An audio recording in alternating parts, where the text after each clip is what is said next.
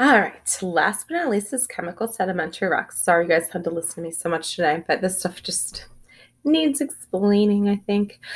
So chemical sedimentary rocks form when water that's been dissolved precipitates back out. We looked at that when we were looking at that little crystal experiment some of you did. But what happens is the crystal grains precipitate out, they're going to sink to the bottom. And then this forms layers of evaporites. So this would include rock salt, like halite, gypsum forms this way too. So what we have happening is we have the constant evaporation of salt from a large body of water that doesn't have a lot of fresh water flowing into it. So the Dead Sea, that as that's evaporating off, it forms those like really awesome little halite cubes. So we end up with these evaporites that are down at the bottom, and either the water completely evaporates away. This could even like kind of turn into like a cave. It ends up underground. Halite a lot of times it ends up being buried underground, and we find it a long, long time later.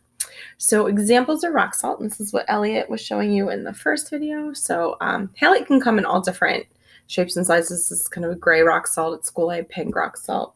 That's what you would sprinkle on your driveway if we ever had ice or snow. And then another example is iron ore. Iron ore is really neat looking. It's one of my like favorite rocks to look at. So you see it's like bubbly.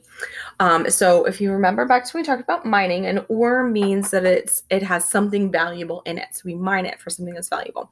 Iron is never found unreacted on Earth. We actually didn't know iron existed until we discovered meteorites.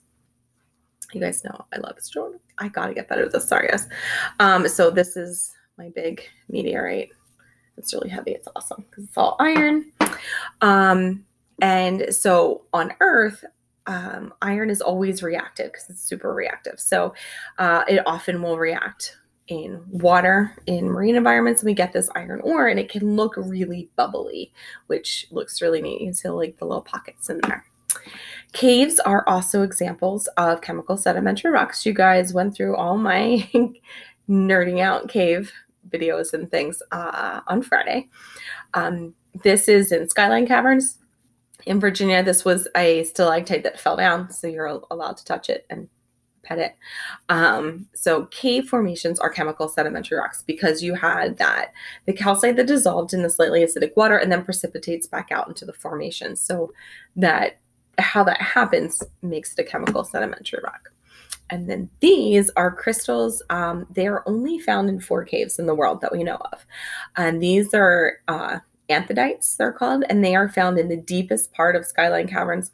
If you travel down Shenandoah National Park, you go down Skyline Drive, the very top of it is Front Royal, and that's where Skyline Caverns are. And they're really old. And then you go down further, and about halfway down Skyline Drive is Luray, and that's where the Luray Caverns are. And those are like the really big, vast. Those were I had a lot of pictures from in my last slideshow. But this room is super cool in Skyline Caverns. Because these are so rare, they actually found that they stuck a shovel in and it popped like a vacuum was being broken. The guys got like kind of shot backwards, and then they found this room. They actually keep it closed off. They have doors on it. You have to like open the door to go in because they want to keep the bats out of it, and keep these protected. So those really pretty little, like really fine, kind of crystally fragments that are just really cool. So that's sedimentary rocks. Please make sure that you do the Quizlet and you review before you take the quiz. It's only 10 questions, but it is like vocab and stuff. So you're going to be matching the types of sedimentary rocks to make sure you feel pretty familiar with the sedimentary rocks. There is a Quizlet. If you have any questions or you want me to jump into any office hours tomorrow to review anything, just shoot me an email. Let me know that. I can open anything up at some point in time tomorrow. So just let me know what you need, and I hope you have a good day.